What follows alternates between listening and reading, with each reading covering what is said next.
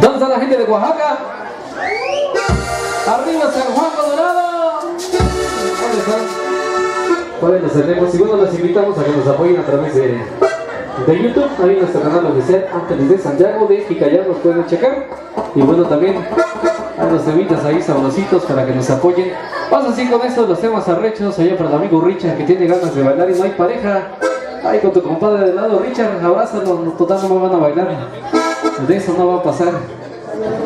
Y claro que sí, ahí está la invitación también para que nos escuchen a través de la radio Relax 104.5 de su FM, de lunes a viernes de 3 a 5 de la tarde, sábados y domingo de 12 a 1 de la tarde, ahí en los trancazos calientes. Y nos vamos con esto que dice...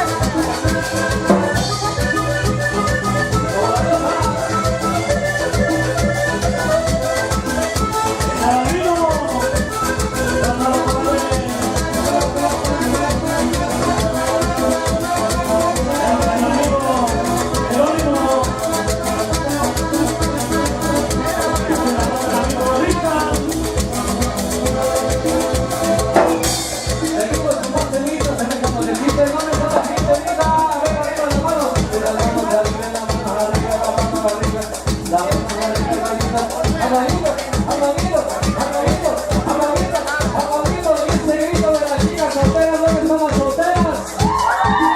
¿Y dónde están las chicas más sabrosas? Ahí las tenemos, hombre. Y bueno, seguimos con este temita sabrosito. A la manera que traemos de Ángeles de Santiago. En un ratito más, el bolsito de las 11:30 estará dando inicio a los amigos de la auténtica del Carnaval. Seguimos con los amigos arreglos. Nos vamos con esto y me veo. Claro que sí, seguimos con más música de para todos ustedes en esta noche. Y el saludito